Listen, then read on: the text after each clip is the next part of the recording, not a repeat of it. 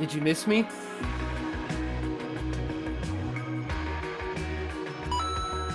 I know I've been quiet for like a month, maybe even two, I think, and I'm really sorry about that. Just, I really wanted to focus on work and covering the World Cup and so on and so forth, and then the holidays.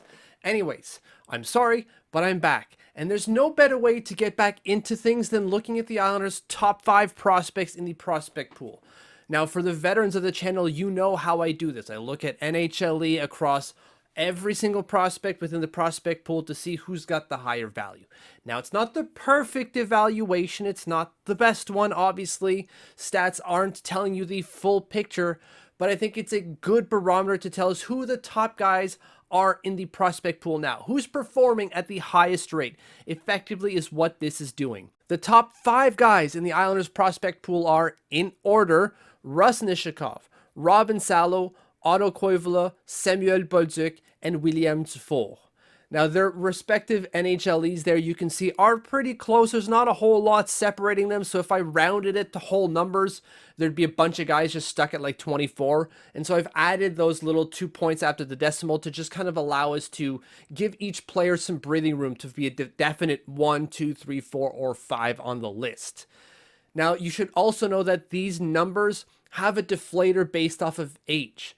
What I've done is I've given players in the prospect pool a knock for every year they've been in the prospect pool above 4 years. I'm giving these guys 4 years to become some sort of NHLer or to become no longer a prospect.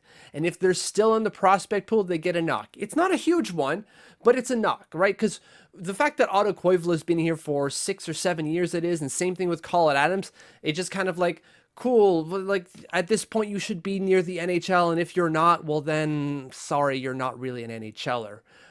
So I wanted to capture that, and I feel like I've done that here. So first guy on the list is Russ Ishiekov with 24.03. Let me just pop up his Elite Prospect page here. So thank you, Elite Prospect, just so you can kind of follow along with the stats.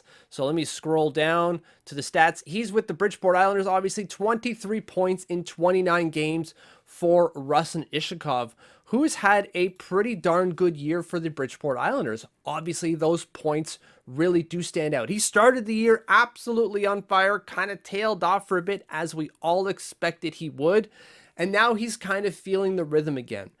This is a player who is admittedly undersized, but it is standing out for these Bridgeport Islanders. I don't think he's going to be called up anytime soon. We've seen a number of injuries for the New York Islanders, and they didn't call him up. They called up Aturatu instead, which is perfectly fine. They're going to give this kid a full year to just kind of feel it out and really see if what they're seeing so far is real.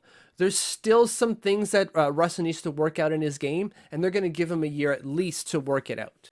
Next on the list is Robin Salo at 23.51. And when you look at his Elite Prospect page, what you'll notice is that he doesn't have a ton of points at the AHL level. 2 points in 4 games. But at the NHL level, he's got 4 points in 11 games. That's really what's driving his NHLE here. He's putting up some decent production at the NHL level. And so the model says, well, if he's doing well at the NHL level, he's doing well. And as we all know, add the eye test to that, and it's not so great. It's fine for a 24-year-old, but there's some things that we would like Robin Salo to do better, namely defensive zone coverage, clearing the front of the net, and just not making so many mistakes. And he'll probably get there, but this is the problem with NHLE. It doesn't give you the whole picture. Right? It gives you the statistics, and statistics don't always tell you the full truth. So while Robin Salo is the second best prospect in terms of NHLE, I think we can all agree that add the eye test to it and he knocks him down a couple of pegs. Number 4 is Samuel Bolduc, who's had a hell of a bounce back year. 23 points in 32 games, had 7 in 57 last year. He's got nearly as many goals as he had points last year. It's a wild bounce back year for him. What the hell happened? Injuries. Of course, that's not necessarily confirmed. We don't exactly know if injuries derailed his year, but it really looks like that was the case. Injuries last year really plagued him. Just he couldn't get caught up again. He couldn't really get into a rhythm, and it just derailed his entire season. This year, he hasn't had that problem, and you're seeing the real Samuel Bolduc. So then why didn't the Islanders call him up, right? They pulled up Parker Wotherspoon. Why not Samuel Bolduc with these type of numbers? Well, the point that the Islanders were making there wasn't you're not ready, Samuel Bolduc, is that we're not ready to break your momentum. While getting called up is a momentum generator in and of itself, we don't want to break what you're doing right now. Roll with the way you're playing now, and just get comfortable in that and establish that over the year. And next year, if there's an injury to one of our puck movers, we're calling you up. Maybe not even a puck mover. Anyone at all on the left-hand side, we're calling you up. But for now, we called up Parker Witherspoon because we wanted an established veteran, a guy, blah, blah, blah, blah. Really, it was the entire reason for that. They weren't ready to call up Samuel Bolduc because they wanted him to just stay focused on what he's doing now, because what he's doing now is a lot better than last year. Number 5 is William Dufault, who's just doing the thing at the AHL level. When you look at his elite prospect, I moved my mouse here. When you look at his elite prospect page, 20 points with 11 goals in 31 games. Nothing to necessarily write home about. He's not dominating the AHL level, so to speak, but he's performing very well as a first-year pro. This is his first year at the pros after literally dominating the QMJHL last year. And so there was obviously some concern. Could he move from the QMJHL level to the pros and still be a good player in year 1?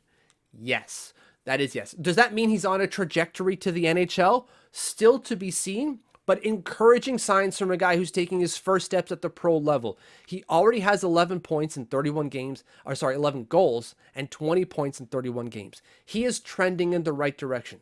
It might take him another year or two, but you give a 5th-round player a year or two at the pros to figure out his game before he jumps to the NHL. That is found value, my friends.